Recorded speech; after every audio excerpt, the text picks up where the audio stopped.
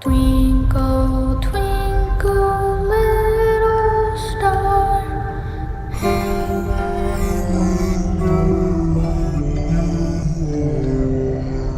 He's alive!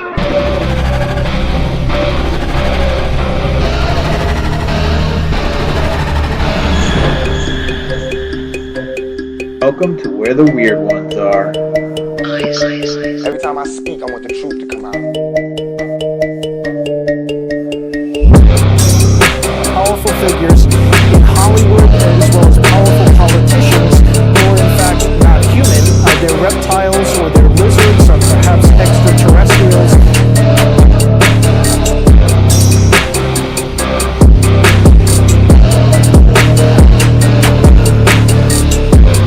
I don't think it is a human. I think it's a Sasquatch.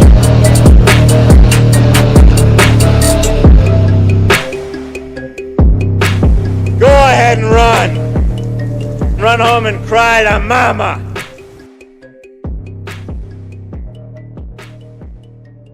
Let's get weird. What's up, you fucking weirdos? Welcome to another episode of Where the Weird Ones Are. My name is Kevin, but you probably already knew that, and if you didn't, now you do. Today's episode is with Cyn Shrader Hill. She is an author of numerous books. Her links are definitely going to be in the show description. So if you're interested in her books, she does talk about her books. She talks about how she's an editor for somebody else as well, which is pretty dope. She's also a paranormal investigator and has had several experiences that are pretty freaking interesting. I mean, all of her experiences are interesting. But she founded Elk Valley Paranormal Group. She gives some pointers on paranormal investigation and talks about, a little bit of her childhood, a couple stories from there. But such a sweet lady. I really enjoyed conversating with her, and I hope to get another opportunity to do so. I really enjoyed it, and anytime I get to speak with an author, it's a lot of fun because I mean, if you don't know by now, if you have been listening since the beginning, or at least at some point several episodes ago, you'd know that I do want to be a writer at some point. I mean, I write all the time. I just haven't put anything out officially. So hopefully one day I will. So every conversation that I get to do with an author is I really enjoy. I mean, every conversation I really enjoy, period. But, um, being an author is something that I really want to be.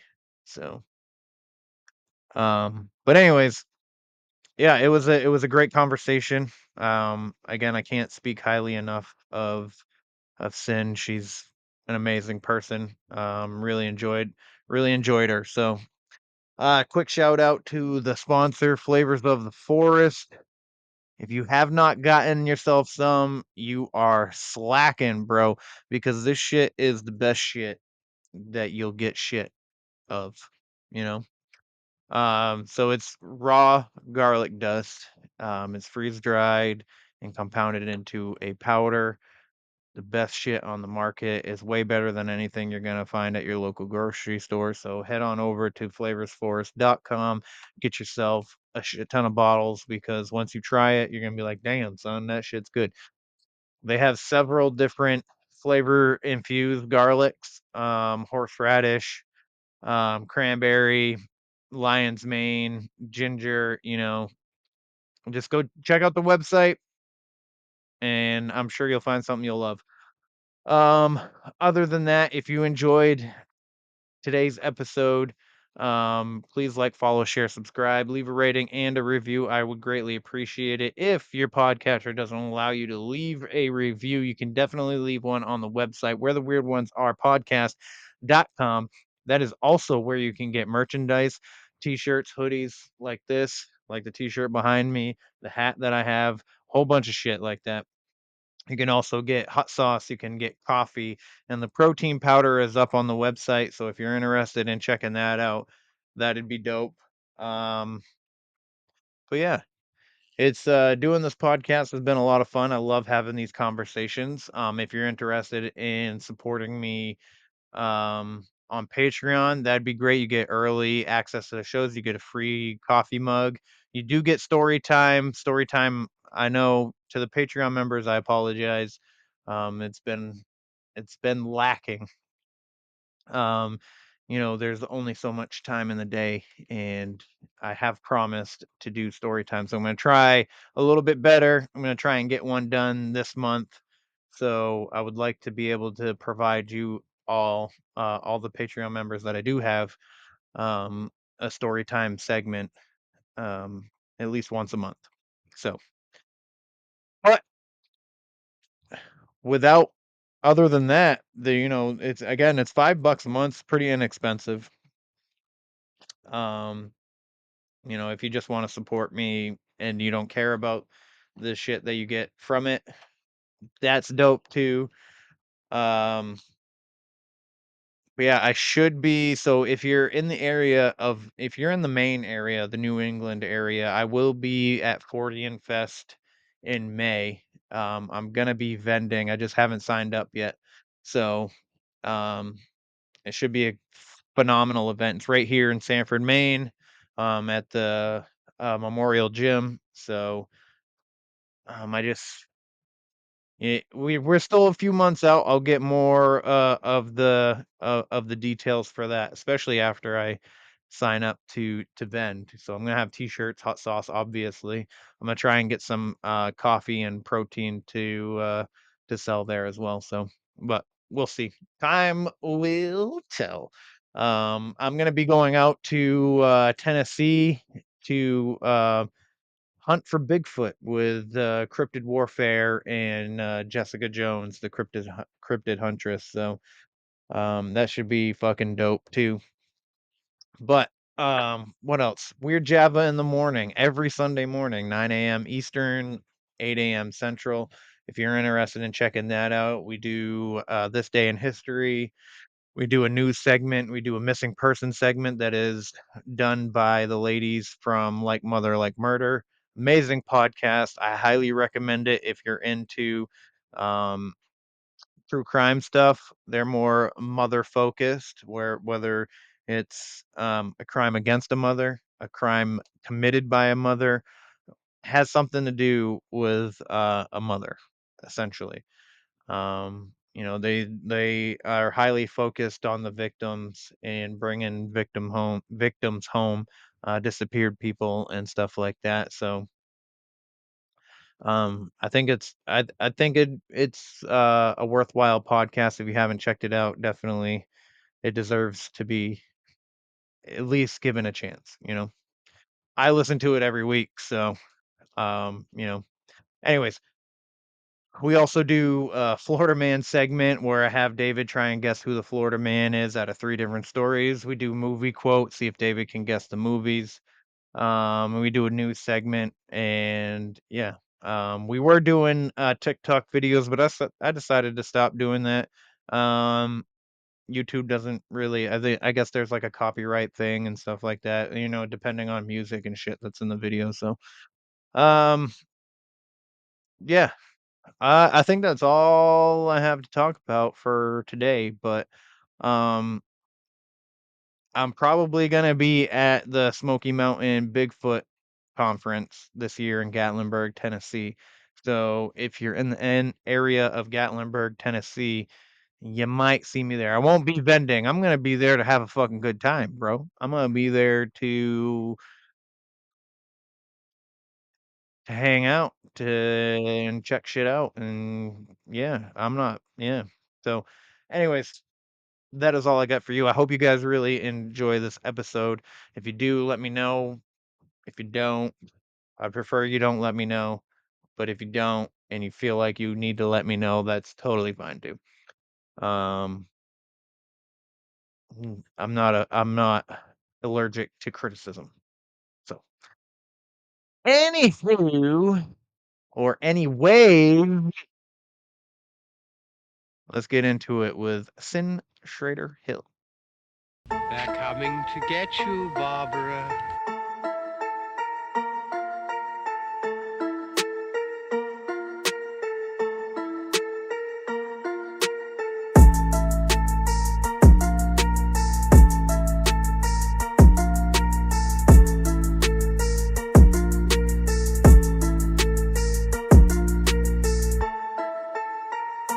Let's get weird.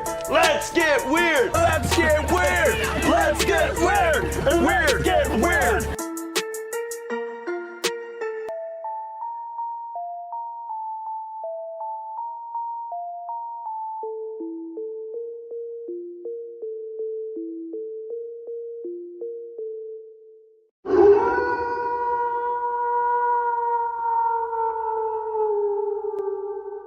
Hey, this is Rochelle Stratton, and you are listening to Kevin with Where the Weird Ones Are. So sit back, relax, and enjoy. You're welcome. What's up, everybody? Welcome to another episode. So happy to have you here. Today I have Cyn Shrader Hill, which sounds like a comic book character, like she's gonna be out there fighting crime, to be honest with you. But anyways, yeah, if you don't mind, Cyn, if you let everybody know a little bit about yourself, like what you do with the Elk Valley Paranormal and in your books and all that. Sure. So I am in Lincoln County, Tennessee, which is my little town is about 30 minutes north of Huntsville, Alabama. So we're on the state line pretty much. And back in 2013, I really wanted to be involved in a paranormal group. I didn't know how to go about it. So I joined a team for a while to learn and to be trained, and knowing all along that I wanted my own. And everything around here is named Elk Valley this, Elk Valley that. The newspapers, Elk Valley Times, it's Elk Valley everywhere. So I got really involved in trying to find the spirit voices or the electronic voice phenomenon. So Elk Valley Paranormal, EVP, was a perfect name for me. And so the next year, 2014, that's when I formed it with my co-founder, Sean. And we started adding people that, meshed with the group, but brought different kinds of talents to the group. And I started on all these investigations, taking good notes, knowing that I really wanted the good notes, but in the back of my head, I guess I knew I wanted to write a book. I'm not sure, but I used those to write books back. It started in 2018. The first book was actually my third one. I couldn't figure out how to do it, but what I wanted was to talk about my favorite investigations, some of the weirder, investigations, and some of the best EVPs I got, my favorite ones. And I couldn't figure out how I could get the person to know the story and be able to listen to them at the same time. So I had to get another book out first just to get my feet wet. And I put out Whispers in the Dark, True Ghost Stories and Eerie Tales. And it's mostly about my county, Lincoln County, Tennessee. It's also got my bedtime story that when I was a little girl, I made my grandmother tell it to me every night. And she would say, I just told it to you. And I was like, I know, but I want to hear it again. And it was about my great uncle, that way back. And so he had, or great maybe, like great, because he was riding horseback still out in the country, to church and whatever. And so this was a great bedtime story. And I mean, I'm talking 5 years old up. And in our house, I was in her bedroom. So she pretty much had to tell me something to make me go to sleep. And it ended up being that story every night. And it always ended with, boo, now go to sleep. So I was a weird kid from the start. I like to be scared from the start. So fast forward, and my third book, I finally figured out how to do it. I brought out my elkvalleyparanormal.com website. I already had it out for the team, but I put my evidence section from what I had, and I broke it down and added a second menu item.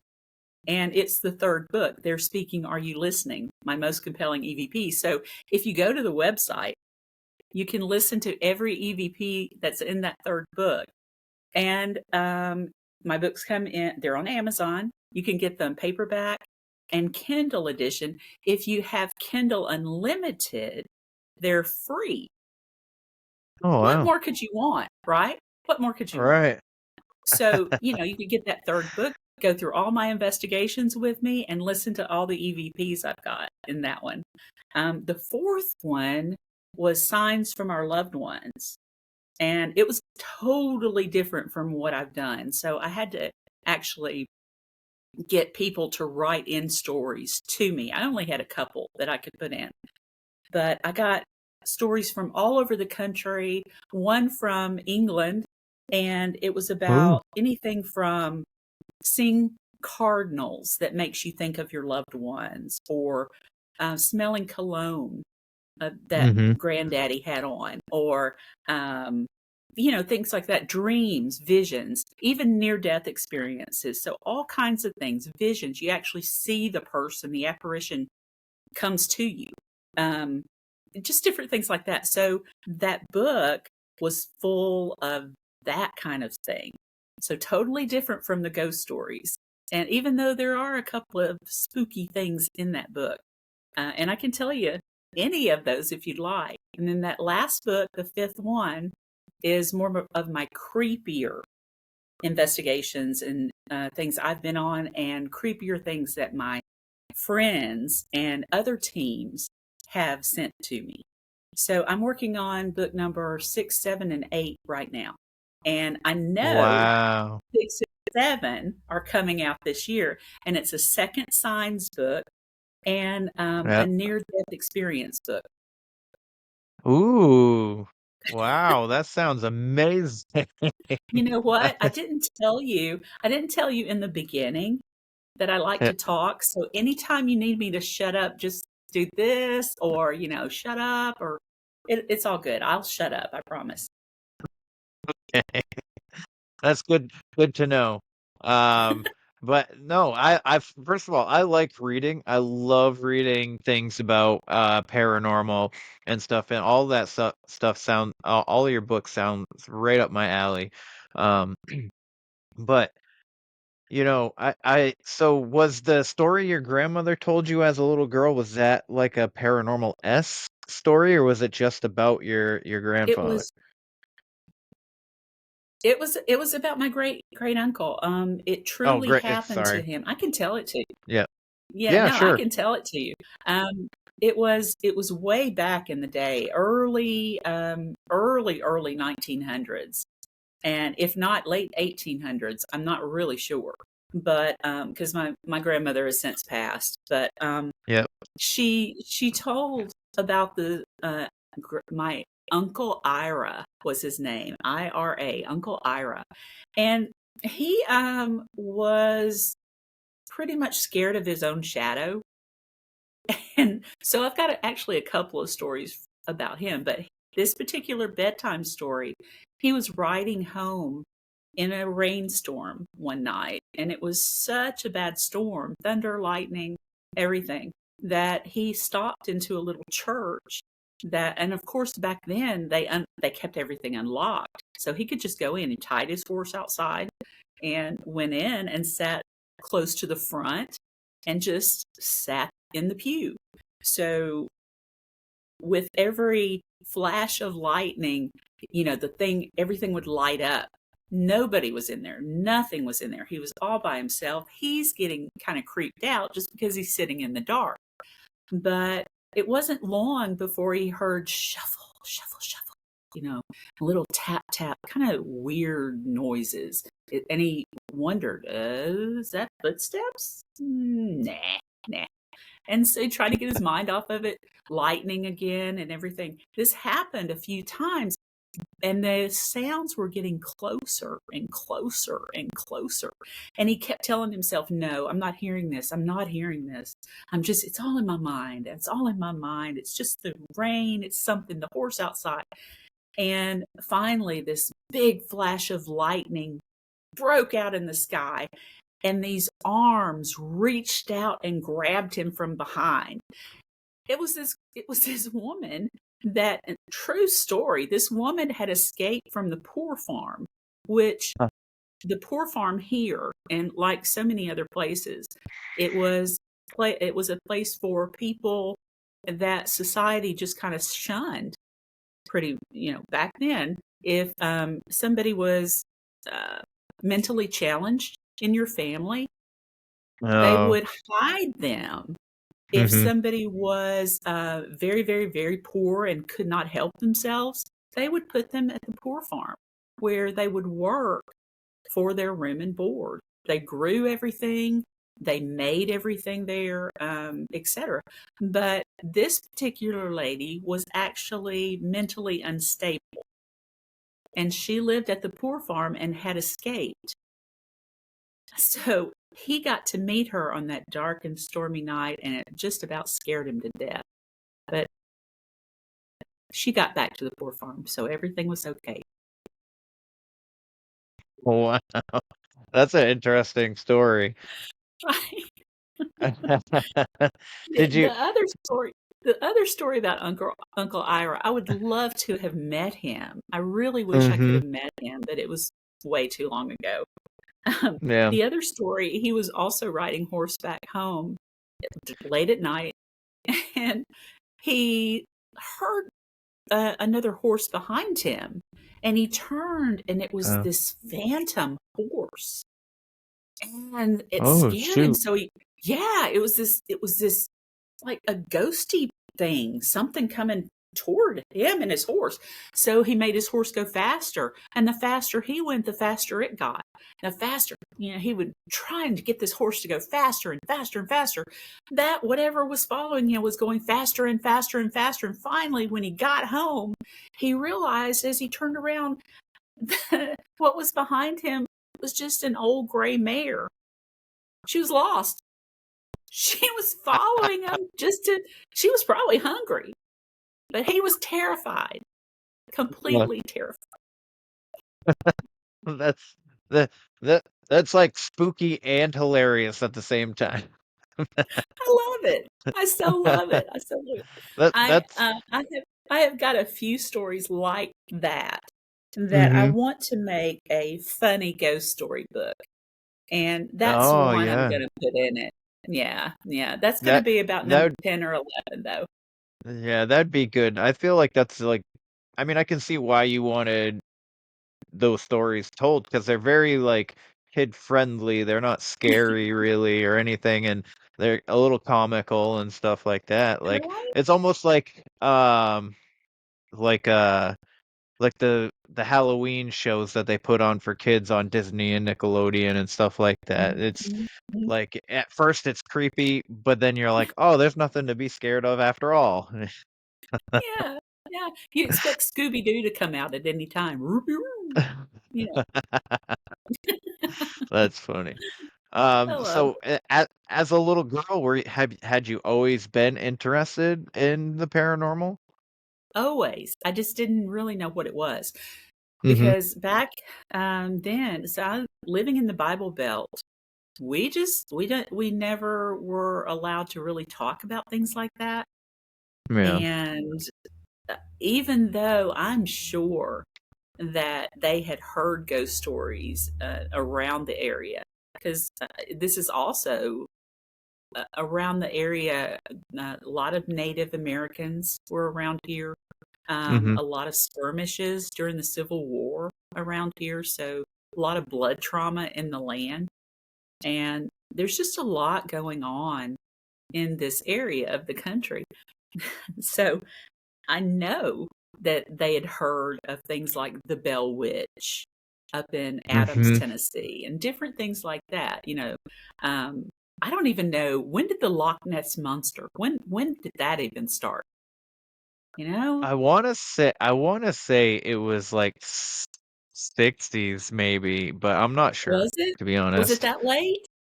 I f- Was it I that? I feel like I mean I'm probably wrong to be honest I with was you. Timelines kind of lose me on these stories sometimes. So Me too. Me too. If I don't have something in front of me that actually has a yeah, date, yeah, I'm the same way. yeah. I think it's a little older, but I'm not positive. Not positive at all. But they would have heard strange stories. The town I live in now is Flintville, and it's known for the Flintville Monster. And the Flintville Monster is like a white Bigfoot, like a Yeti, except it's more aggressive. And whereas, when you hear Bigfoot stories, you always hear about them being there and then they're gone. They don't come at you. Well, the Flintville Monster would come at people. There was different that started back in the 70s. There was a little Whoa. kid. Yeah, there was a little kid playing in the field next to his house, and his mother happened to look out the window and see this white thing running toward him. She made it to him first and got him back in the house, but that was the first sighting of this Flintville Monster. And I was talking to some other people that are Bigfoot people. They really, really follow Bigfoot and go out Bigfooting and whatever. But I asked them, so do you think it's like a Yeti, or is it like an old Bigfoot? Is it an older Bigfoot? Like it went gray. Senior, yeah, like a senior citizen, right? Yeah. I mean, who knows how long they live? Who knows? Right. But True. maybe it's a grumpy grandpa, because he was aggressive, that he would or ever how many there were would attack cars and Oh, just come snaps. after people. Yeah, yeah. So I tell you what, these redneck Bigfoots are mean.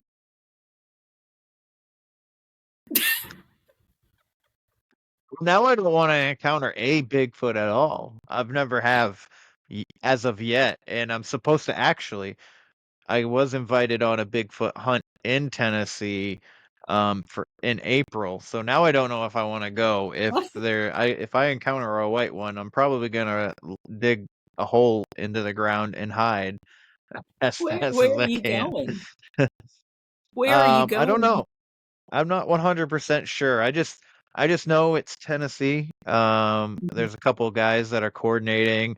They don't have a spot. Well, at least the guy that invited me, because he has a whole team, but I think there's there's a Bigfoot researcher that wants to use his team to go out Nice. with. Yeah. So my buddy invited me because I've always wanted to go. So as of right now, I don't know where it is. I think we're supposed to talk on Friday about all the details, but we'll see. But it'll be interesting. And I've only been in Tennessee once in my life. Well, I know Oh yeah. twice. Sorry, twice. I went to Nashville Mhm. with my kids, and we went to the museum. I didn't.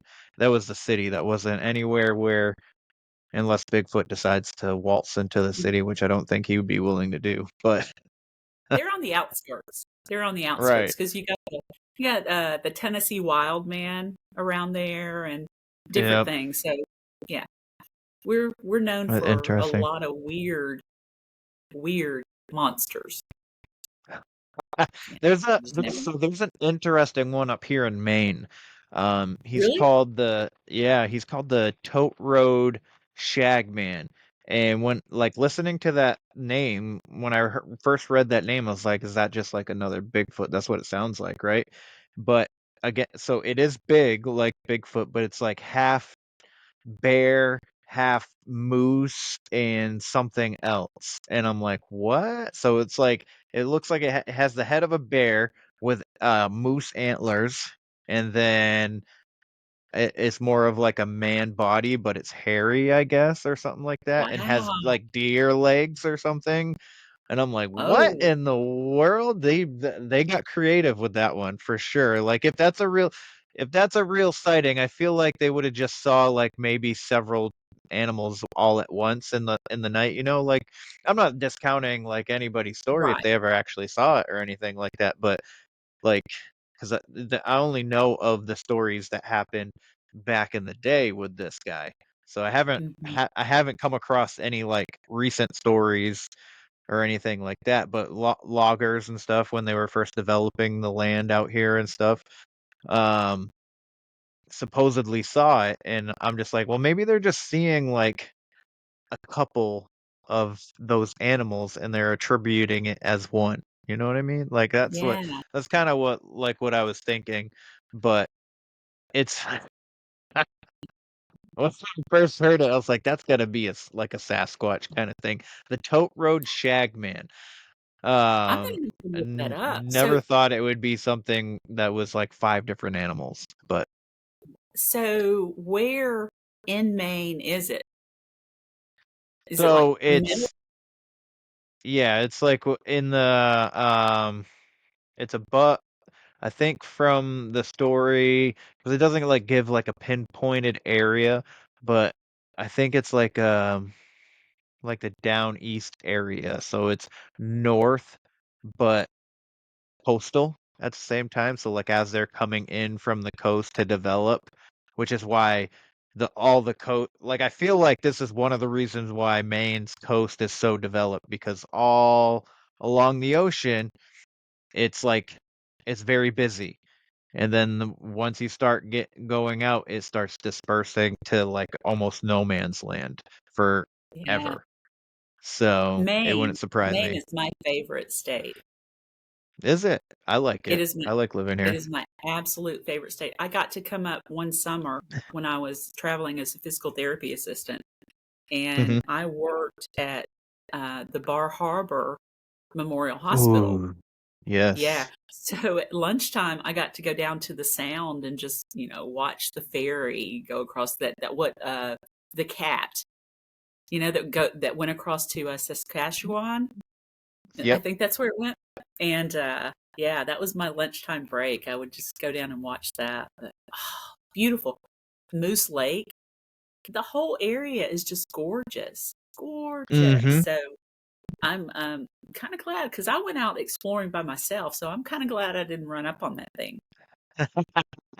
Yeah, because Bar Harbor is the down east area, so the Right. further you would have went out towards the woods, it's a possibility, I guess, if it's real. But who Yeah. knows? Um, so one of the questions I had for you was if if you can recall, or if you know, what would do you remember as being your first ever paranormal experience? Ooh. Um, Not sure. I kind of think something was attached, so I'm going to say it was paranormal.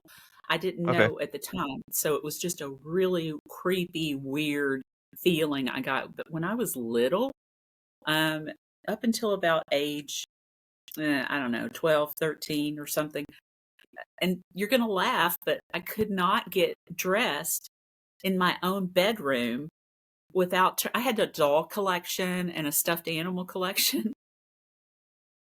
And I had dolls from all over everywhere, and my mother had given me some, and some were old. And, Uh-huh. you never know if something's attached to an antique or something that's passed down to you or something. But I could not get dressed in my room unless I turned all of those things around so no eyes were looking at me. And to I don't have any of those anymore except a couple. Let's see, I think I've got maybe 2 or 3 left from when I was a little girl that I know nothing was attached to, but everything else is gone. It's gone. But yeah, that's what started. And I also, when I was 6, I had my first deja vu moment, which was odd. It's Yeah. I was drawing something in school. We were sitting having our art time in 2nd grade or 1st Mm. grade, whenever. But I was drawing and I had done that before, and I was drawing the seal of the United States. I I had never drawn that before, but That's somehow interesting. I had. Yeah, so I've just been a weird kid all my life. So it Yeah. just, developed into a paranormal team. That's that's pretty sweet, honestly. So, My sister, I grew up with my sister having a ton of dolls, like porcelain dolls and stuff that were given to her from family members. I absolutely refused to go into her bedroom all the time because they were just See? lined up on shelves in on our wall, and I was just like, I couldn't do it. And I think Child's Play had a really big impact on me because I watched that as a Mhm. young child. Yeah. So Did she have a Chucky? dolls, she didn't. Um, but like now as an adult, I love the Chucky movies. I wish the newer ones they did better, but it is what it is. Um, Yeah. they're more comical than anything at this point, but as a kid, man, they're terrifying. And I still Right? have like this like weird like get the dolls away from me like attitude. And same with clowns. So it's dolls and clowns that I have Right. issues with. And I had a fear of them as a child, and now I'm just like more uncomfortable with it. But towards the dolls, it's a little more serious. Yeah. Like, Yeah. cause like you said, you don't know if there's anything attached to it. No. I also edit my the guy that does the illustrations and the cover Mm-hmm. work on my books. I edit his books for him. And Oh. he did a book on dolls, and it's called Darkest Corner. It's also on Amazon. Mark Mm-hmm. Elliott Foltz, and it's about different dolls and things that doll related around the world. And a lot of people don't know. I mean, dolls are old. Egyptians had dolls and different kinds of things, but their dolls and up into the Victorian age and that kind of time, dolls were specific to funerals and death. So what they would do at like a Victorian funeral is put up a couple of porcelain dolls around the casket. And when they would finish the ceremony, and before they would take the person out to be buried, they thought that with the ceremony itself, the ritual would put that person's soul into the doll. So after the ceremony, the doll would have a place of very high importance in their home. They might Mm. put it in that person's bedroom, on their bed. That's my dog. I'm sorry. Did you hear that? Did you hear that scratching? It's not Bigfoot, I promise. No, I didn't. But you scared me when you looked really. I was Yeah, like, oh no. no, something's happening to her. No, it's actually my mom's dog, Teddy, but Teddy Bear. But Uh. anyway, yeah, they would take the dolls and put them at a place of high importance. And they if they had some of the person's hair, they would have it on that doll's head as the hair. Just a lot of different kind of things were done through time. Egyptians had the dolls just to house the souls. And, Oh, you just, Teddy, that's no, interesting. sorry. Um.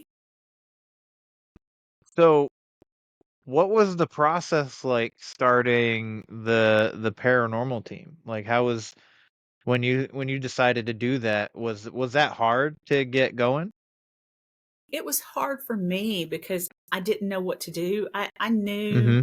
I watched every paranormal show that was coming on the television, every freaking one I could find. And, it is nothing like they do on TV, right? No, So it's not. It's it's not not. I've done 3 investigations now. It's totally different. totally, totally different. And so, you have to be trained on what to listen for, how to ask questions, the equipment, Mm-hmm. what works, what doesn't, and what works for him might not work for her, and different things. So I got trained, and I actually served as case manager for that first team and found us places to go hunt. And I found out very soon on the very first investigation that we were sitting in the dark, listening for footsteps or knocks, asking questions, hoping to hear anything. And at that time, I was recording the entire investigation. So if we were there for 6 hours, I had 6 hours to go back and listen to. And that's a lot. So once I got my team, that amount of time recording dropped down, because by that time I had 2 recorders. I didn't want to listen to 12 hours.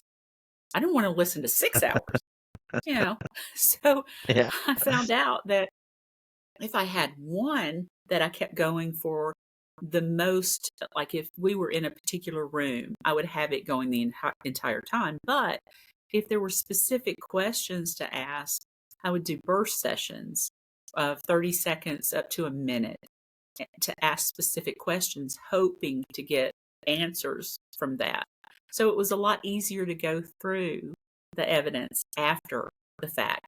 I never, ever, ever, I could catch EVPs, but I can never, ever, still to this day, catch anything paranormal with a camera. I haven't done it yet. I'm still hoping, but I had this girl on the team for a while, Amy, and she was like the ghost camera magnet. She would take a picture at every investigation, it seemed like, and catch something weird. And at the old hospital here in town, she caught the little girl that everybody talks about. She actually caught the little girl peeking out the door. It is on Elk Valley website if you want to see that. She's peeking around the door. But it's odd how you can have 3 recorders going at the same time, and the spirit picks different one things. of them. Yeah. Yeah. So you just never know. You never know. But trial and error, and I love working with other teams too. Mm-hmm. We've done a lot of co-investigations, and you find what works for you might not work for them, but they might have a really cool idea to try. One of my favorite things that now he's on our team, but I met Walt at the old hospital at a public hunt. We were helping a group, and he was part of that group to do the public hunt. We were taking different people around. He had a plasma ball. And the little ball that looks like lightning inside of it, and if you touch it, it goes up to your fingertip. He had one of those and would actually get answers from this thing. He no shit. Yeah, when Sean broke over, my co-founder broke over and got one. And when we went for another co-investigation, Sean put his on the hood of this car. It was an old funeral home, the old Lynchburg haunted home. And he put it on the car hood, and he just set it there. We watched for a while. Nothing was happening. And he went over and put his finger on top of the plasma ball, and he said, "Try to do this for me." And he took his finger from one side to the other side so that the spirit would see what the arc did, And he stepped away, and it was maybe 30 seconds to 40 seconds, and it did it. And he went back and said, we were all like, what? It just happened. It just happened. So he goes back over and he said, "Can you just put your finger right here and just hold it there?" And, he would ask a couple of things. Some of them he would have to ask a couple of times. But for whatever reason, that particular spirit liked that and was playing with it and would do anything he would tell him. So that was fun. Wow. It's That always is fun fun. finding different stuff, Yeah, it really is. Because, well, I'm I'm gonna start doing investigations myself. I'm not gonna do like a whole like team or anything, but it's just gonna be me, my cousin, and possibly maybe even my son, if he's feeling brave enough to do it. But because there's been a couple times I've talked about ghost hunting, and he's like, "I want to do it," and I was like, "Are you sure?" And he's like, "No." Oh, But he's 16, so I think he'll be all right if he does. Um, but yeah, no, like there's so both every investigation I've done has been with different people. So my first ever investigation I did with 305 Paranormal in Miami, Florida, and that one went really good. And I did a like a SD session and stuff. And then the week after that, I went out with a buddy of mine in the Huckamuck Swamp up here in Massachusetts in Bridgewater Triangle. And that oh, like the way he did it was different, and it was outside, and we were hiking into the woods, into the swamp and stuff, and it was really interesting. We weren't just like sitting in a room like we did in Miami, or like well, we in Miami we would sit in a room, ask a couple questions, try and see if we can get a recording, and then we would switch rooms and do the same thing and stuff like that, which was still very fun. But in the swamp, we were just hiking around, and we would put the REM pod down. Then we had like the SLS camera, which was really crazy because we saw like these like little creatures, like 2 foot ooh, beings. Like, because yeah, you know what the SLS camera is, right? It's the yeah, stick yeah. figure thing, yeah. So Mhm, there was some mhm. of them that were like 3 foot tall, and then some of them were like really tiny. And it looked Wow. like on the RAM pod or REM pod, however you pronounce it, has a little antenna in the center of it, and it looked like the figure was pole dancing on the antenna, and it was only like this like 2 inch thing, and I was like, the thing's pole dancing, man. That was pretty cool.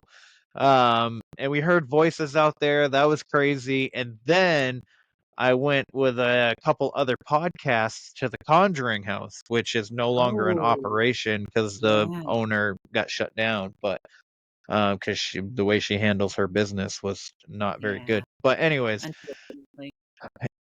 I think we contacted a Native American spirit, Yeah, possibly through yeah. the Estes, just by the way that things. I recorded it. I have the video somewhere. It might still be in my phone.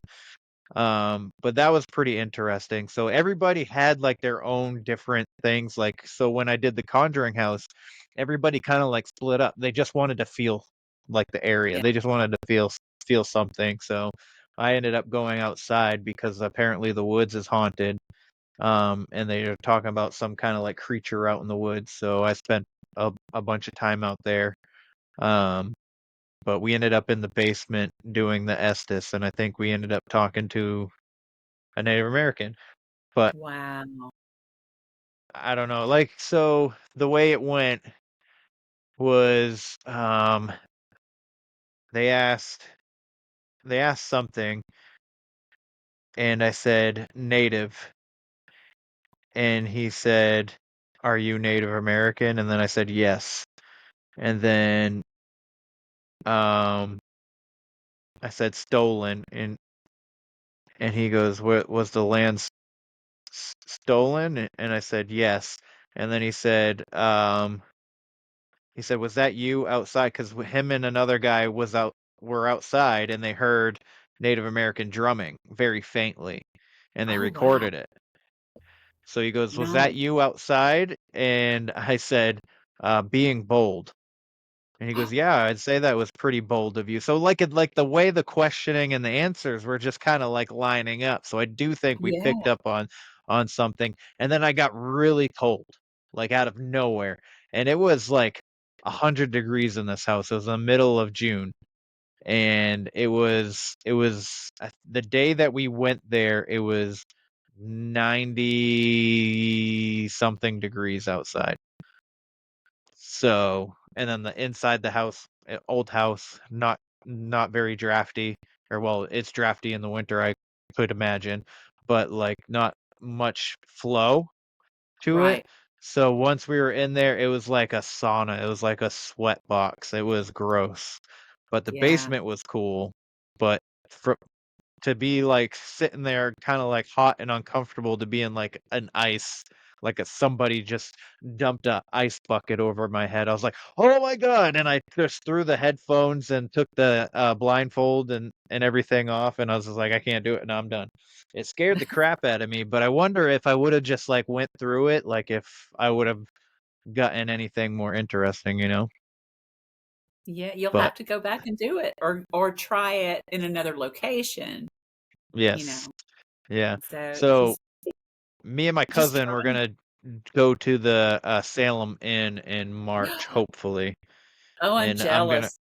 I'm gonna record it and try and like edit the video and stuff to see what we get and stuff, and try and like interview the people that work there and stuff or something like that. Yeah, Maybe I don't know, and try it because I want to do documentaries and stuff like that. So I feel like filming my investigations would be like the first step to actually being yeah, able to do that.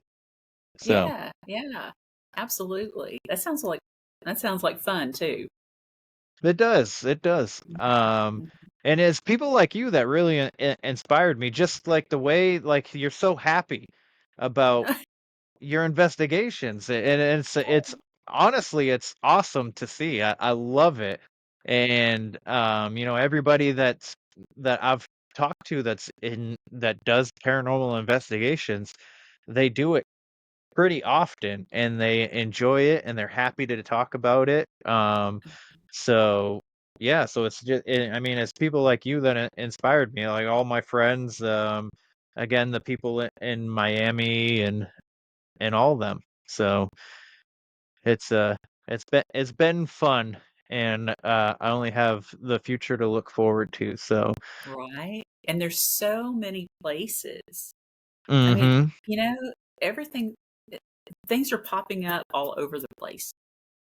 You just you know, you can just walk down the street and you'll find a bed and breakfast that has just announced, "Yes, we think we're haunted." So you just never know. Yeah. Yeah. Um so if you had, from everything that you learned, if you had any advice, because I mean, I ask pretty much all the investigators, but everybody has a little bit of a different take on their answer. But if you had like any kind of advice to give somebody that's new and is starting, what advice would that be?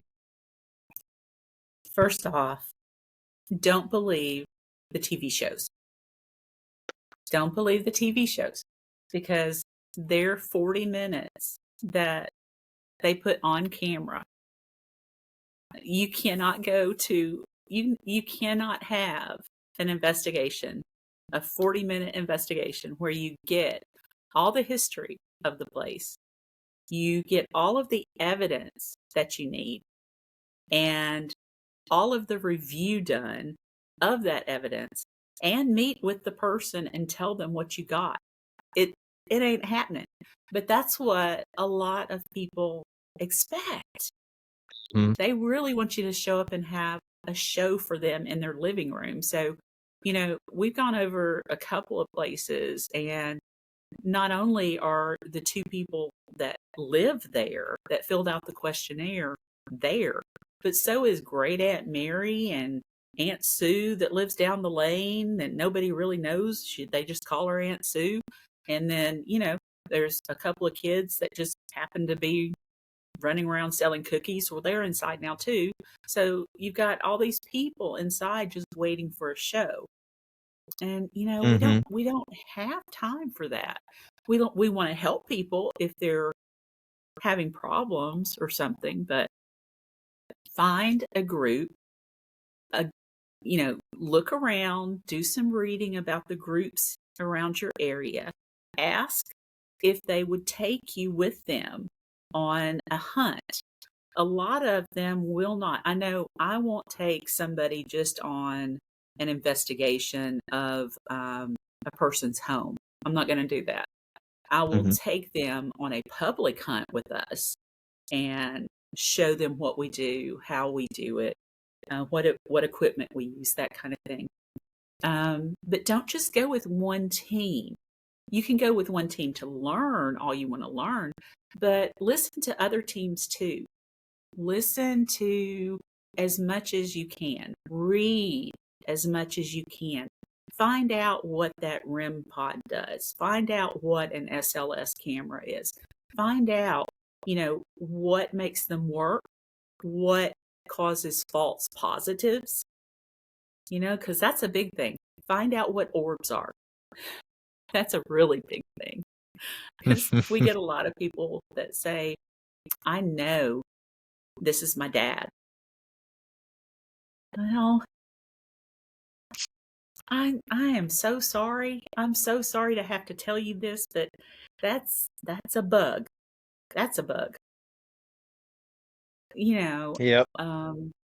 I've told people, yes, there are orbs. There are true orbs. There are.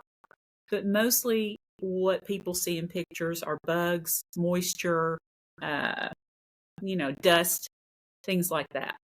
Somebody sneezes and it kind of wafts through the room. It's it's not who you think it is. But a true orb has its own light. It can be different colors of light. It has its own path that it takes, and it doesn't go with the flow of air in the area. So if there's a breeze coming through and it's following that, you better check, because it's probably dust or something like that, a bug. Ask around. Don't just ask one person. Ask questions to lots of people. And always, always, always be safe. If you pray, say a prayer before and after to be safe. And to not take anything home with you. If you don't pray, okay, white light yourself. Do something that keeps you protected. Do something that you're not going to get hurt. You're not going to get a hijacker. Because even if you think that that's a little girl ghost that you're talking to, it might not be. It might be something dark, and you don't want to take it home. So just be very, very careful. And that's about all I can think of. Reach out to me. Ask me some questions. I'll be glad to answer you. I'm at Cyn Shrader Hill, author. You can see me on Facebook. You can, if you need me, you can email me, Cyn Shrader Hill, author at gmail.com. If you've got stories, email me your stories. I put those in books. Be happy to. Nice. So what has been your favorite place to investigate? Oh, wow. I think so far Hell's Bar Dam. It's Okay. it's a dam that's about a little over an hour from me, and it's in Guild, Tennessee. It's built on now there's a Nickajack Dam. They actually built the Nickajack Dam because Hell's Bar Dam never was good. There was always too much going on, too many leaks. They couldn't find the leaks. It was crumbling. Things would happen. Lots of deaths there. We were asked again by this group to help with a public hunt, and Walt, who is now on my team, was part of that one, and he said, come help us. Mark, the one that does my books, the covers and illustrations, he was the psychic that was going to do seances that night. So he was involved. And me and who I call my ghost magnet, Matthew, went with me. And so we sat in the crossroads of Hell's Bar Dam, underground, and we're teaching people how we collected evidence of voices, what we did, how we did it, what we listened for, how you have to be really quiet when you're doing it, but you can't whisper because it sounds like a spirit. So you can't whisper. If you burp, fart, whatever, claim it. If you take a step, if you run into something, tell somebody that was you, and that kind of thing. So we were just talking about that. And after about the second group, Matthew went out for a break. He went to the restroom. So I just stayed in the crossroad and was listening to my burst sessions, trying to hopefully hear something. And we were just sitting there. I was just sitting there. He came back in about, I don't know, 10 minutes later, and he stopped across from me and said, "Are you okay?" And I said, "Yeah." "Why? Are you okay?" And he said, "Come here." And what are you doing? What, come here. So I walked across about 15 feet, and he said, "Turn around. Look at your chair." And I turned around and looked where I was sitting, and it was engulfed in this red fog. Oh. And I didn't know it when I was in it. Right. And as we watched it, it backed away from us and went down the hallway behind the chairs. And we followed it. We went around and followed it around the corner, and then it was gone. It was just gone. My. We saw it again later and tried to figure out what it was, and it was gone. So that evening, I caught a really strange EVP, and I couldn't figure it out. It sounded like some kind of cadence, some kind of military cadence. And like I said, I couldn't figure it out. I asked everybody. Matthew couldn't tell what it was. I couldn't tell what it was.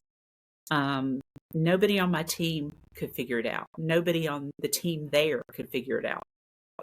I didn't get to talk to Mark about it. He's normally really good about things like that. But anyway, fast forward. Coming home, I asked people around here, had they ever heard anything like it? We couldn't figure out anything, but it sounded like a sing-song. Just a nice sing-songy chant thing. Didn't know what it was. Couldn't make out a language.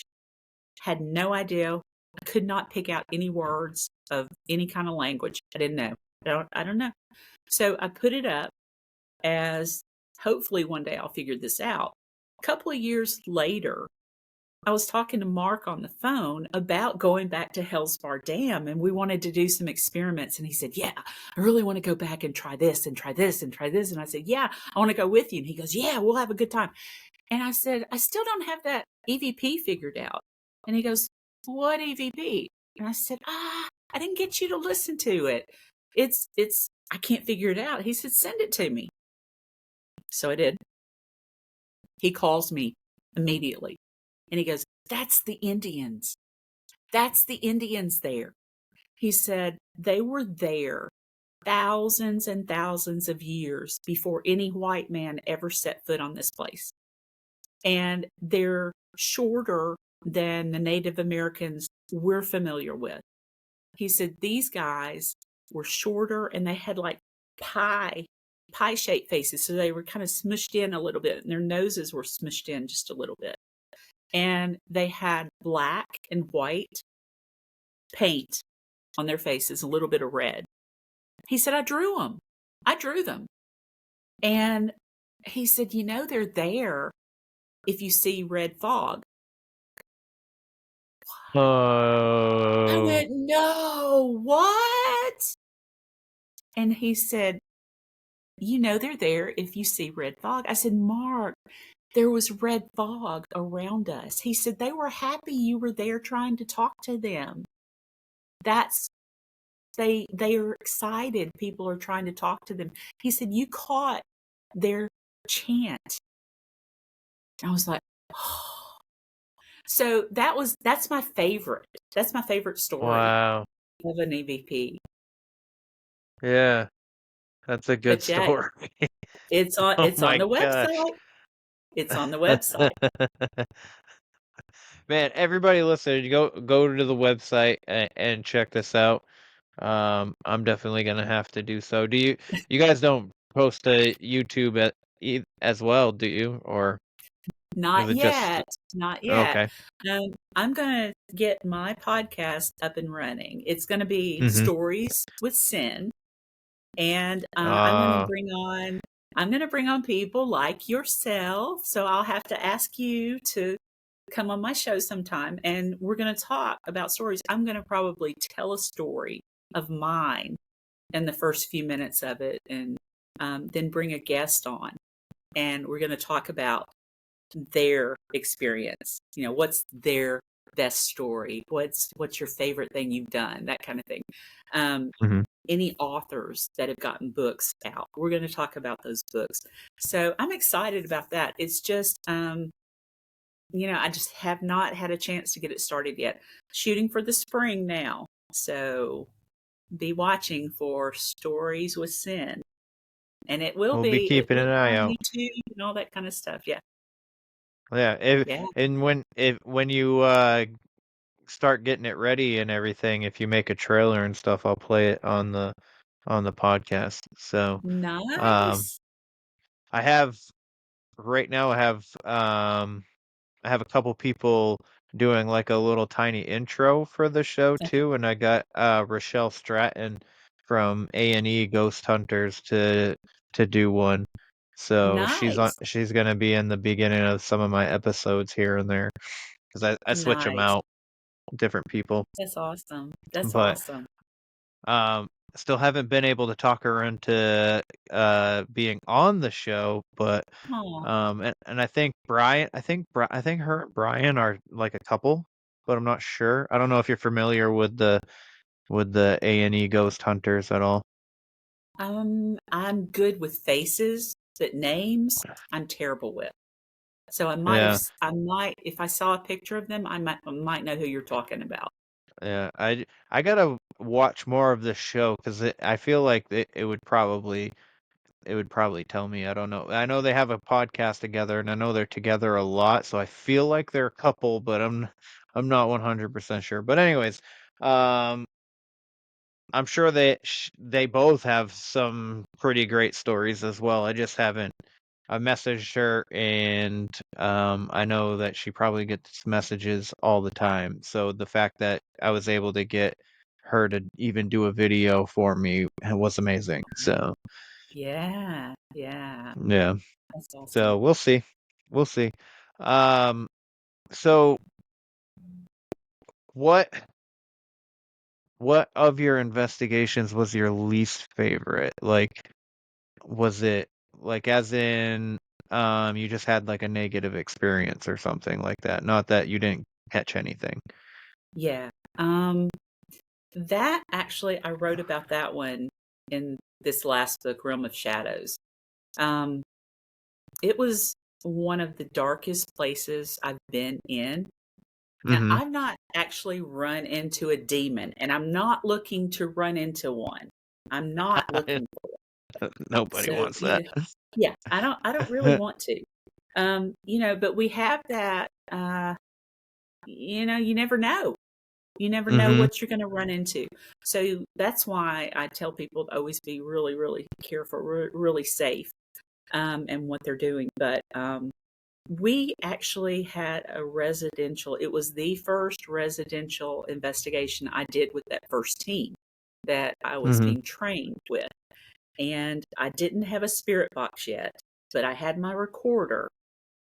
And so I was recording the spirit box session. But when we first, since I was the case manager, I was the one that reached out to this woman to answer questions that she had sent to the founder of our group, Ghost. And it was Ghost Hunters of Southern Tennessee. James Jones was who she sent this to in Menville. She said that she had been involved with the Ouija board. She had used it, yes, a lot, and her Mm-hmm. friends. But she had also been into the occult. but hadn't, she had gotten rid of the books, so was no longer involved in any of that. But something was happening around her house that was starting to worry her, and especially made her afraid for her daughter and her grandchildren. So it was her and her husband. I think one of the daughters lived there and a couple of the grandkids. At least part of the time they were there. So when I talked to her, she said she'd gotten rid of all that. Ouija board, everything. And was just trying to do right. She needed saging around the house, that kind of thing. So we went and was in Columbia, Tennessee. I have never been into a single house that had so many crosses, crucifixes, wind chimes, and mirrors inside a house, outside of some kind of museum or exhibit. You couldn't see. There was barely any wall space left. So I don't even know what color her walls were. I couldn't tell you. And I love wind chimes, and I've got a couple ones that aren't made to go outside. I've got a couple inside, but just because I like them, they're not going to ring unless I hit them. She had them everywhere. And at that point, I didn't know anything other than what the crosses were for. I knew what they were for. So, long story short, once we got into the Spirit Box session, it was very active. And I immediately could hear spirits coming through it. They were saying things like, "You know who we are." And she would say, "Who are you?" And they would answer immediately, "You know." Very clear. And they were deep voices, "You know." And then there was like, I don't even know how many voices were coming through, but it was several. And they were all along that same line. "You know, you called us. We're here now because you wanted us here." And different things like that. "You're not going to get rid of us. They're not going to walk us out." And it was all kind of ominous, really. It was ominous. So at one point she said, "Who are you?" And they said, "You know." And I said, "They're saying you know who they are." And she said, "I don't know who you are." And they said, "You're lying." Very plainly, "You're lying. You called us in." Oh my gosh. So when we finished and got everything we needed there, we all kind of walked out like, not really sure what just happened there, but it wasn't good. And I hadn't heard all of the EVPs yet. I just had, a few of them that I could hear. When I took it home and broke it down, that's when it got ugly. They were saying, "You can't get rid of us. You called us in. We're not leaving. You will eat dirt.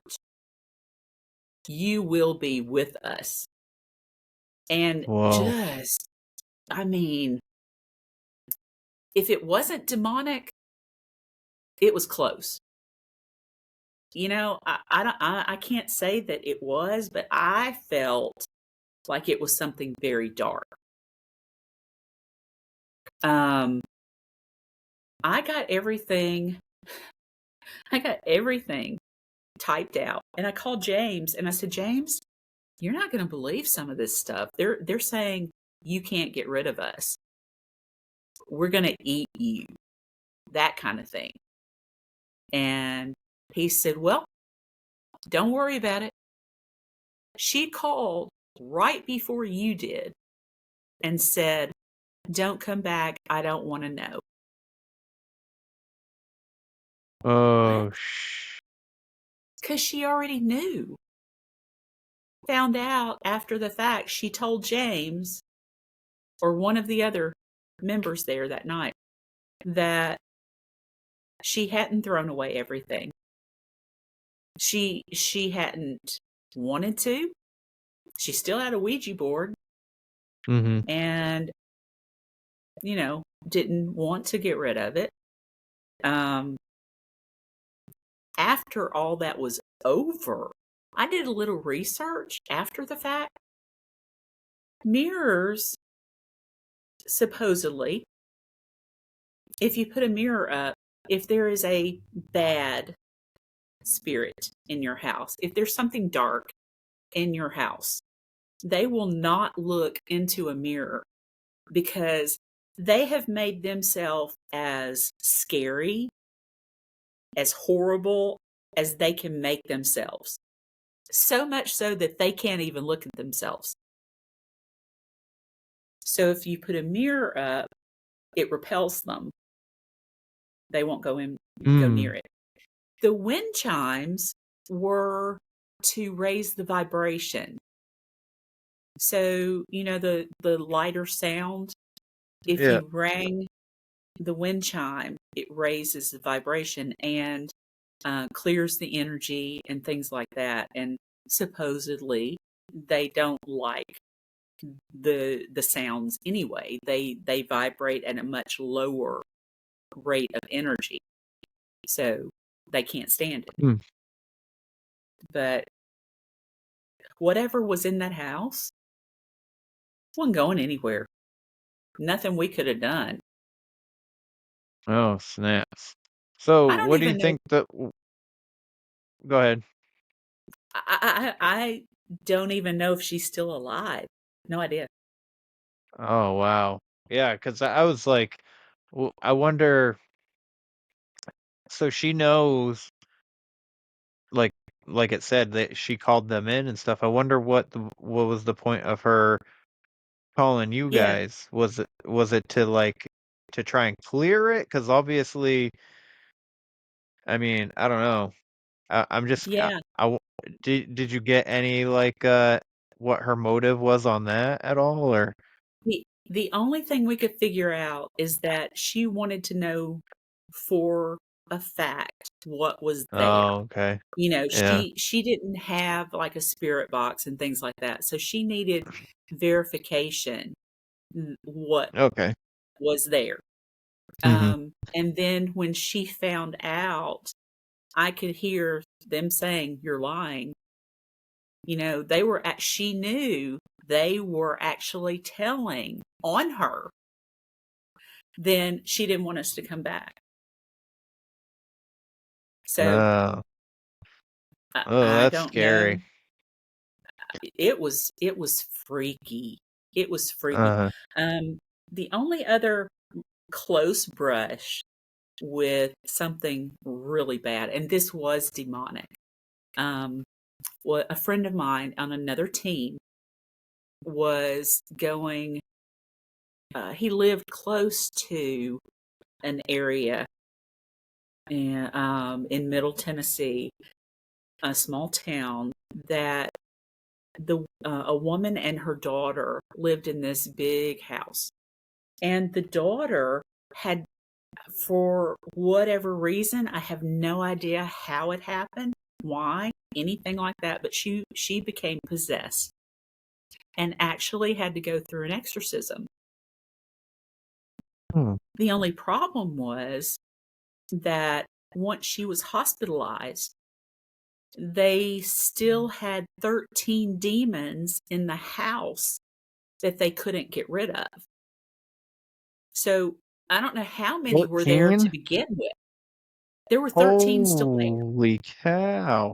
So whatever was in her, they had gotten it out of her, but she had to be hospitalized. But there were still 13 that wouldn't leave that house. And the woman, her mother, was still living there. Now, would they have gone with her? You don't know. You don't know. Were they bound to that house? No idea. But she stayed there because I'm sure, funds were low if it was just her and her daughter, and, different things like that. Small town, hard to find a place, whatever. But she kept a camera up 24/7 so that this particular team could listen and tell her what they were hearing. And one of the guys said, "Cyn, you want to go with me to this house?" And I was like, "Sure. What is it? Where is it?" And he said, "Well, it's Middle Tennessee. It's a girl was possessed there, and they still have 13 demons." And I went, no. I'm thinking that's over my pay grade. I don't think I'm ready for that. I don't want to walk into a place knowing that there are 13 demons still there, and what they had done to her, and how many more were there. I don't want to put myself into a position to go through that. But he was interested. So he showed me the video that the woman had sent him last. And it was just like a security camera that she had on this buffet table. And so it was not moving. It was just focused on this tabletop. And there were just a couple of figurines on it. Nothing big, but the sound that was coming out of it is what he wanted me to hear. And it was, have you watched, do you like horror movies? Yes, I love horror movies. I do too. Even the possession ones. I love them. So, in the possession movies, they have all that, rah, rah, rah, all that kind of stuff. And the deep guttural. That's what was on this. But it was to such an extent that I can't even tell you how much more powerful it was hearing it than it was to watch a movie with it on there. It was that much more powerful. And I was like, you can't go in there. And he said, "Oh, I want to though. You should go." And I said, you shouldn't either. And he said, "Well, we can't yet because the priest told her not to let anybody come in and investigate until everything died down more." So, not too long after this, like within that year that he was telling me, "You got to go, you got to go, you got to go," he died very suddenly in his home. And he was not an old man.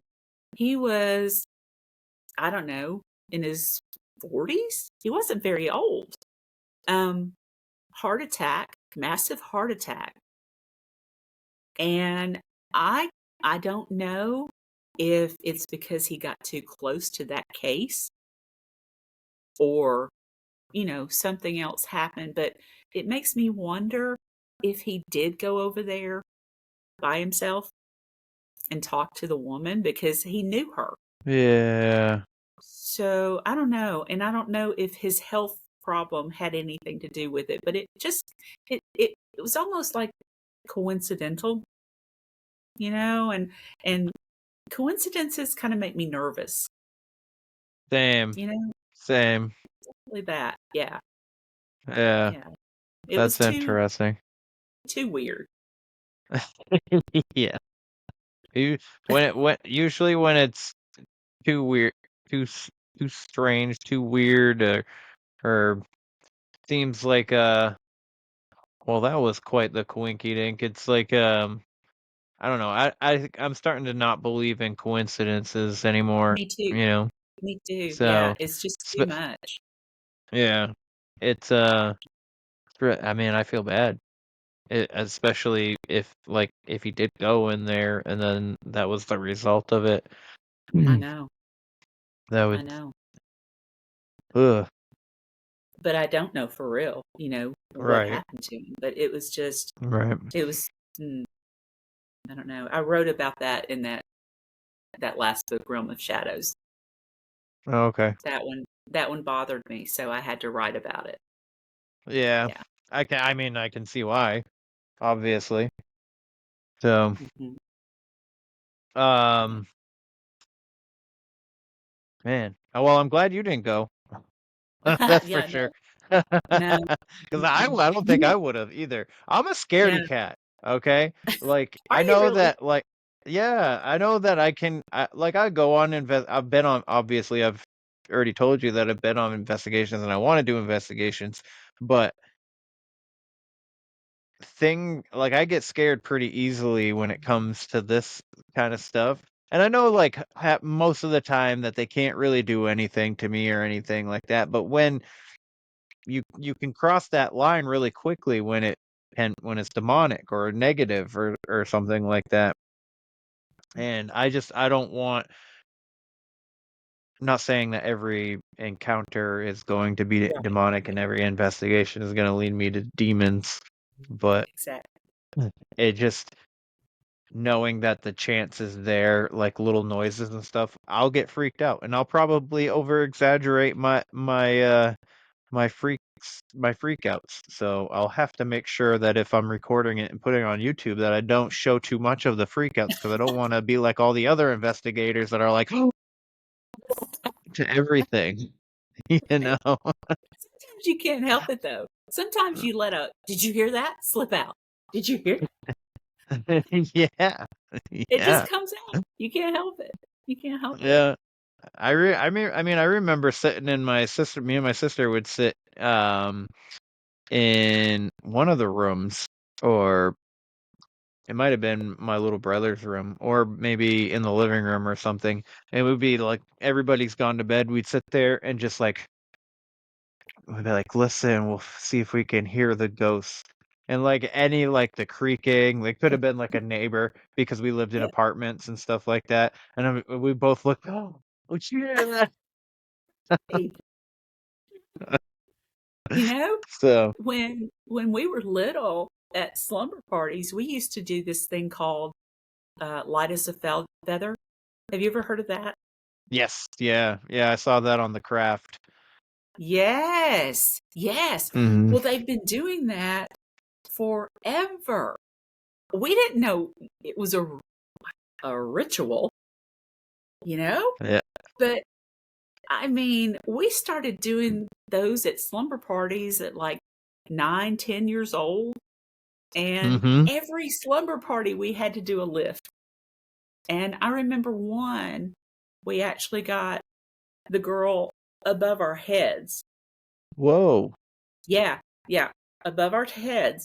And she opened her eyes and realized she wasn't very far from the ceiling and freaked out, and we just about dropped her.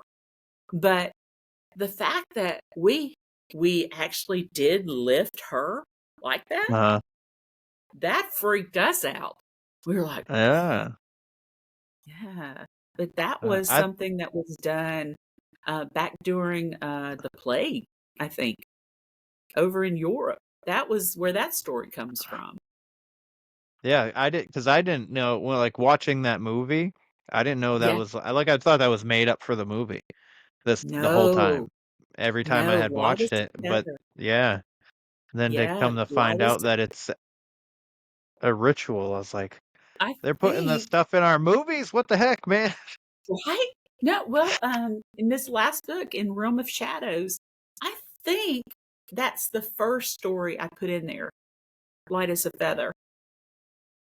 So, and I explained that one, what happened, and where it came from and that. But, there's a lot of things that we do that are from way back, and we don't know necessarily why it started, but some of the some of the starts of what we do now, some of the rituals that we do, and rituals, I mean, like that can be like singing happy birthday or something, but it can be anything. But like ring around the rosy, that little nursery rhyme kind of thing. Yes. Yeah. That's got a dark past. That's a very dark past because they used to put That flowers has on to do with the people. plague too. Yeah. Yes, they put flowers in their pockets to keep the bodies from stinking. Mm-hmm. So, and then they made it into a nursery rhyme. So, yeah, and then you get to Victorian age, and they're making jewelry and artwork out of their loved ones' hair after they die. They Yeah. take their hair and they make all these elaborate flowers, and it's called memento mori, I think is how it is, but it's a memento of death. So it's jewelry, it's artwork, it is, God, I don't even know what all they would make it with it, but you can actually buy some of this stuff if you want somebody's hair you don't know. You can have a necklace with, a flower made out of somebody's hair that died back in the That's 1800s. wild. The things that they did back then, it's interesting, that how much things have changed in just Yeah, 100 years. It's really interesting. yeah, Like there's things yeah. that we did freaking in the 30s that we don't do at all now. So Right, right. it's really. I just got done editing Mark's cookbook, Mm-hmm. and this is a cookbook like you would never seen before.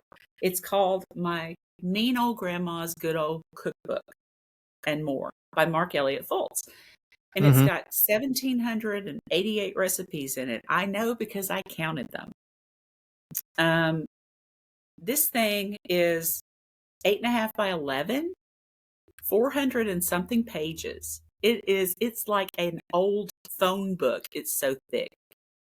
And he's got the story of his life as a child growing up in an abusive home with abusive relatives. And like when he was 5 years old, he went to his grandmother's house with his older brother that she liked. She didn't like him. She liked his older brother. And she made cookies and everything for the older brother, but Mark walked in and she said, "Well, I'll fix you something." And she pulls out this squirrel that had been in the freezer for over a year. Still had fur on it. She cooked it for him and put it on his plate with the fur still on it.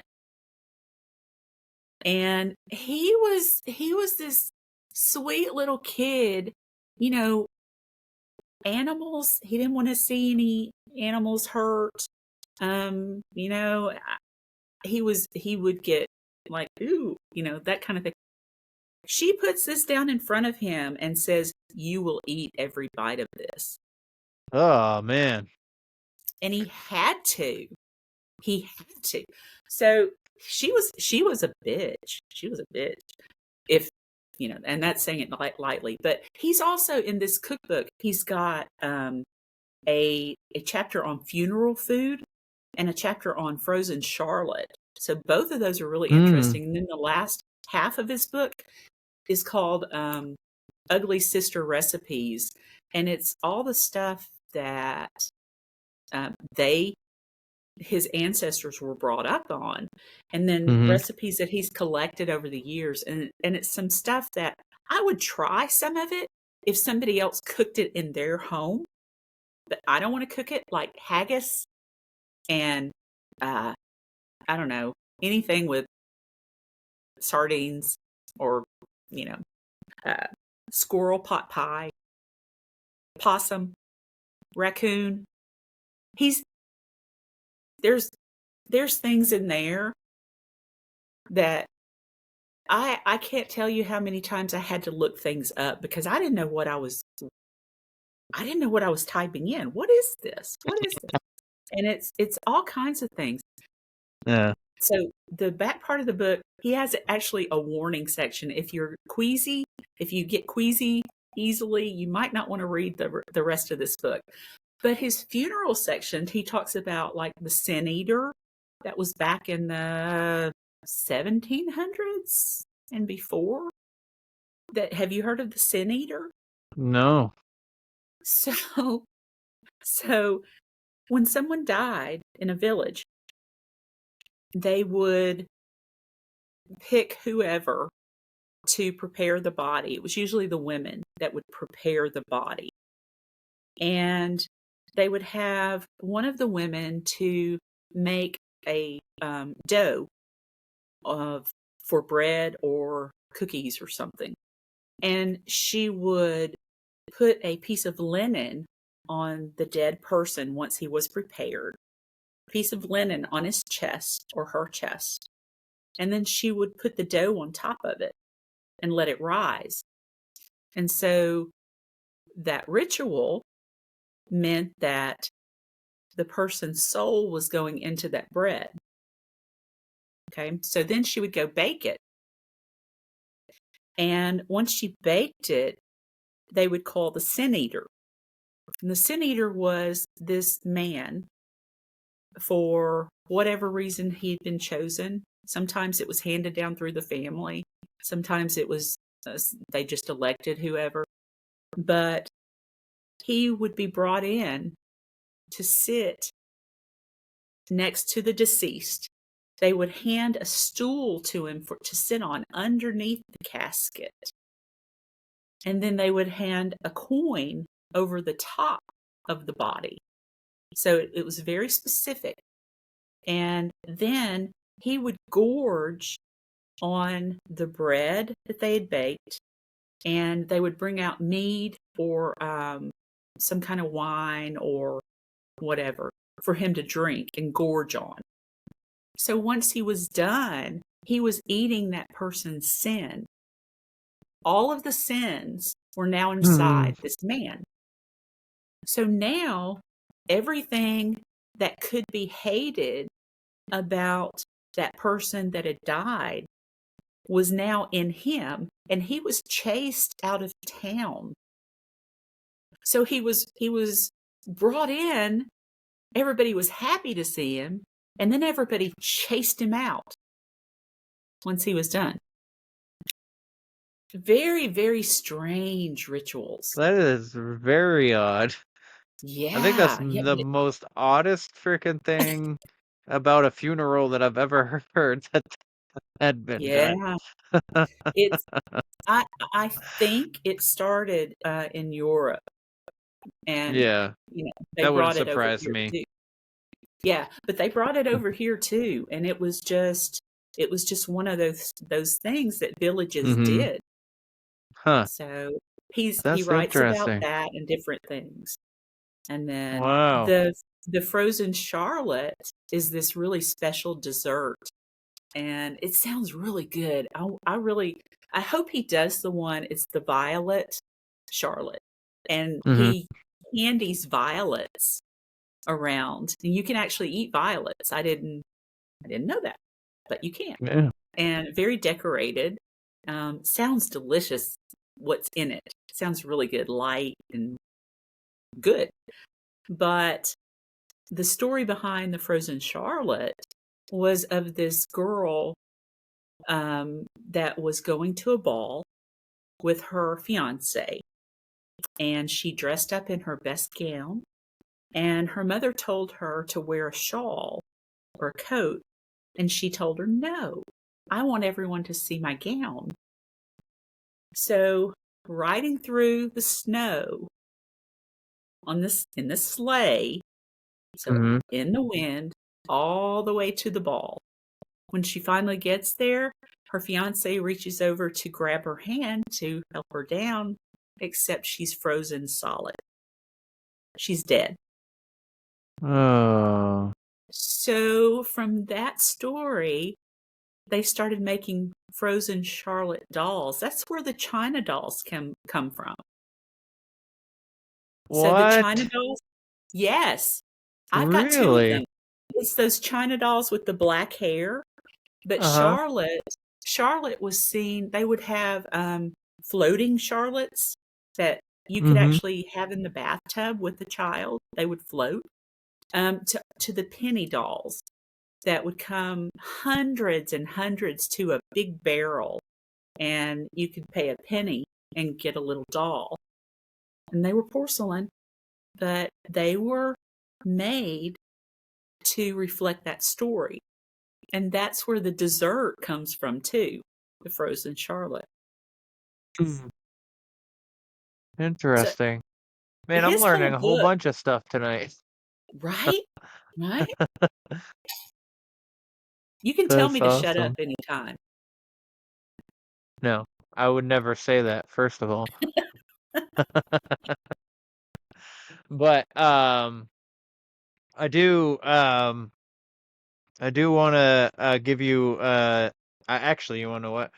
I will do my ask you my wrap up question that I love Sure. asking everybody, and then just if you don't mind letting everybody know where they can find you and all your stuff one more time. Okay. But so the question is, are you finding fulfillment in what you're doing? Like, you got your books, you got your editing and the paranormal group. Is that fulfilling for you? I think so. I do. I think finally being almost pushed into writing a book. Mark, Mm. I had edited 2 or 3 of his before he said, "When are you gonna bring your book out?" I hadn't even talked about it. He didn't know I was gonna write a book, I didn't think, but he's a psychic, what do I know? So, you know, I said, I've been thinking about it." He said, "It's time. You need to write a book." So he gave me the kick I needed to get started. And once I got the first book out, I was hooked. So, okay, I can do this. I can, and it's short stories. I can't write long, epic stuff. I don't want to do that, but I love writing short stories. And it's about all kinds of different things. And I've got at least 5 more books up here that have to come out. Wow. Yeah. Yeah. So, Wow. and maybe more. Who knows? Who knows? Awesome. But I really, yeah, I'm enjoying it. I'm enjoying it and looking forward to doing more investigations at new locations. And I'm up to meeting other teams and, working with them, seeing how they investigate and collaborating. I love it. I love it. So That's awesome. I'm in it. I'm in it for good. That's awesome. Well, I'm definitely gonna have to check out your books because those sound interesting, and Mark's as well, especially that recipe one. That sounds wild, and I could probably learn a whole lot more stuff. You would Um, learn a lot from him. You should have him on. okay, maybe You I'll you check him out. you would have fun. You would have fun with him. He's great. Oh man. Well, I mean, thank you for doing this with me. It's been awesome. Time is our greatest currency, so I really appreciate you taking the time to do this. It means a lot to me. It means more to me that you let me come on and talk to you. So I appreciate you more than you know. It's been an honor. No. Oh, thanks. Well, if you don't mind letting the good people know one more time where they can find you and all the stuff that you're doing. Sure. So I'm on Facebook, Cyn Shrader Hill author. Elk Valley Paranormal is also on Facebook. My personal page is on Facebook. You can find me on Instagram, TikTok, if that's up again. I believe it is. And let's see, elkvalleyparanormal.com is my website. You can go to and see our evidence. You can, if you get the third book, They're Speaking, Are You Listening, from Amazon, you can go through and listen to all those EVPs. There's over 100 in that book. So you can learn about that investigation and the EVPs I got during it. All 5 of my books are on Amazon in paperback and Kindle versions. If you have Kindle Unlimited, they're free. Free, I tell you, free.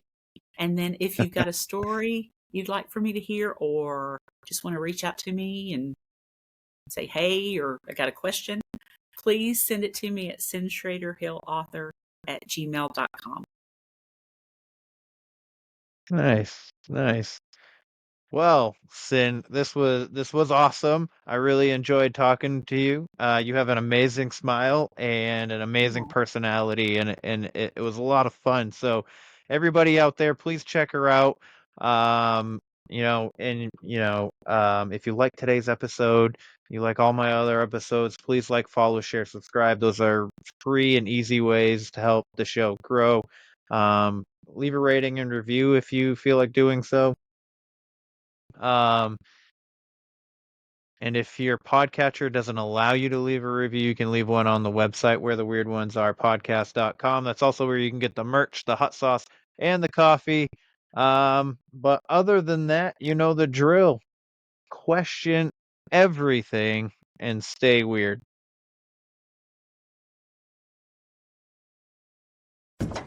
This concludes our broadcast day. Click.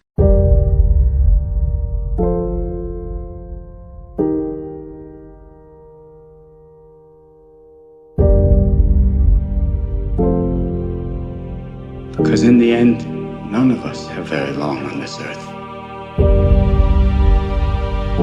Life is fleeting. And if you're ever distressed, cast your eyes to the summer sky. When the stars are strung across the velvety night, and when a shooting star streaks through the blackness, turning night into day, make a wish.